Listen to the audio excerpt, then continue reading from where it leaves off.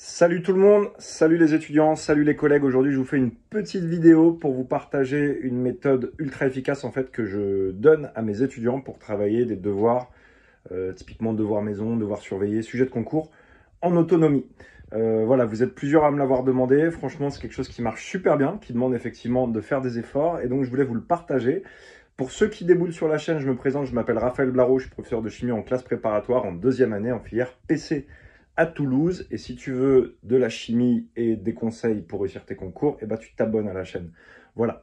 Donc on y va. Mettons que tu as un devoir, alors c'est pas forcément un devoir que tu as donné ton prof, ça peut être un devoir que tu as donné ton prof type un DM ou un DS à refaire ou un sujet de concours ou un demi-sujet de concours. J'en parlais dans la dernière vidéo, des fois de fractionner un sujet en deux, c'est pas toujours une mauvaise idée. Et très souvent, eh bien, les gens le font pas comme il faut. Alors, quelle est la mauvaise méthode? Si tu veux rester mauvais, ce que tu fais, c'est que, c'est provocateur volontairement, mais bien entendu, on va voir comment progresser justement. C'est que tu prends ton sujet, tu fais question 1 et tu vérifies la correction, question 2, tu vérifies la correction, question 3, tu vérifies la correction. Donc, tu vas passer ton temps à te rassurer. Mais en fait, concrètement, tu vas pas beaucoup progresser. Tu vas pas beaucoup progresser à la fois sur la partie thématique des exercices et à la fois sur ta stratégie pour être capable de traiter ce type de sujet. C'est vraiment pas une très bonne idée. Normalement, à la limite, si tu dois regarder régulièrement la correction, il vaut mieux le faire sur des petits exercices thématiques, mais moi je déconseille de le faire sur des devoirs, des problèmes plus longs. Je dis souvent aux étudiants, je donne une durée indicative, qu'il faut respecter, pendant laquelle on ne regarde pas le corrigé, on ne regarde pas le cours, on ne regarde pas le téléphone. Alors, je vous donne du coup ce que je préconise de faire et qui fonctionne, ma foi, très très bien. On va regarder, c'est un petit peu fait à l'arrache, mais hop, je vous ai mis les différentes phases ici. Donc, qu'est-ce qu'on a? Phase 1, vous allez déjà faire le devoir en condition concours. J'ai mis 2 heures, donc ça, c'est si par exemple je donne un demi-sujet de concours.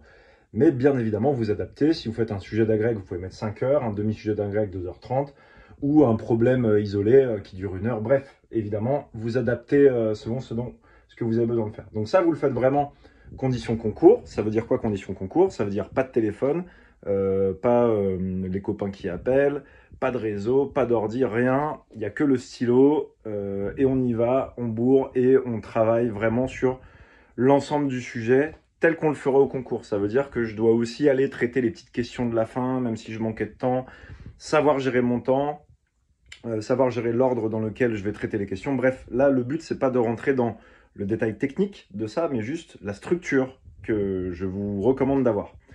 Une fois que ça, c'est fait, vous prenez une petite pause, vous pouvez vous faire un petit café, aller marcher, faire autre chose. Bref, soit vous allez faire dans la foulée, soit la demi-journée ou la journée suivante, mais pas trop longtemps. Après, la phase 2. La phase 2, qu'est-ce que c'est? Alors, je regarde que je cadre bien. C'est vraiment très improvisé aujourd'hui. La phase 2, vous allez continuer le sujet sans limite de temps. Mais regardez, j'ai changé de couleur. Donc, qu'est-ce que vous allez faire? En fait, la phase 1, vous allez écrire, par exemple, en bleu. La phase 2, vous allez écrire, par exemple, en noir. OK? Et donc, du coup, vous allez, sans limite de temps, essayer de finir le sujet, mais toujours sans regarder le cours, sans regarder la correction, sans regarder le téléphone. Ça veut dire que je m'impose encore de galérer à trouver ce que je n'ai pas eu le temps de faire. OK? Donc, phase 1, condition concours. Phase 2, je fais ce que je suis capable de faire, mais où j'ai manqué de temps.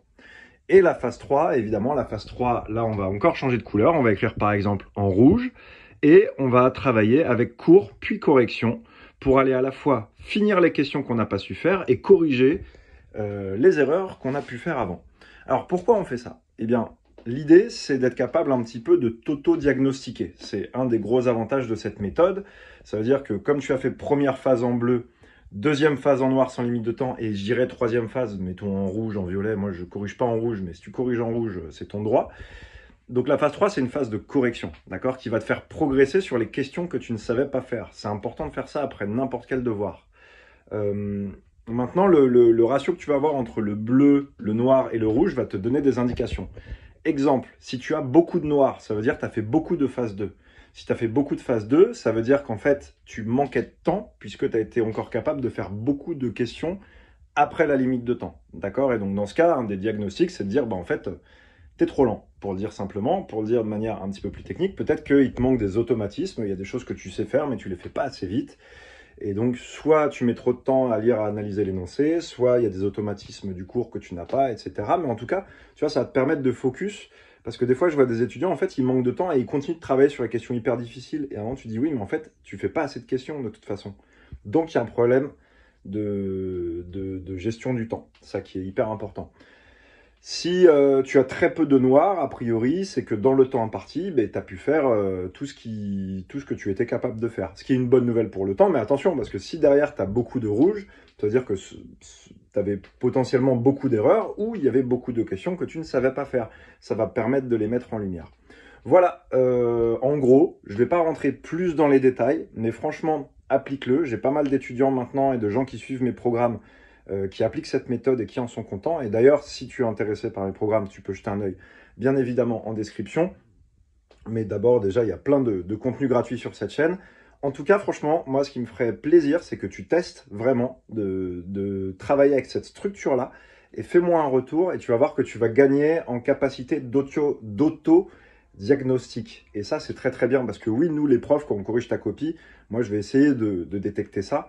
Mais en fait, si tu as un moyen déjà toi-même de voir où est ton facteur limitant, est-ce que mon facteur limitant, c'est la gestion du temps? Est-ce que c'est la stratégie sur le devoir? Est-ce que c'est qu'il y a vraiment des notions que je n'ai pas compris, donc je ne sais pas comprendre certaines parties d'énoncé et répondre à certaines questions?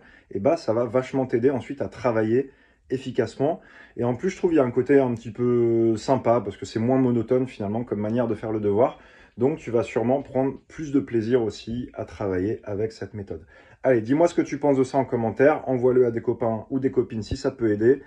Et moi, je te dis à bientôt pour des nouveaux conseils. D'ailleurs, tu peux très bien me dire sur quoi tu voudrais avoir des conseils. Allez, salut, à très bientôt. Travaillez bien tout le monde.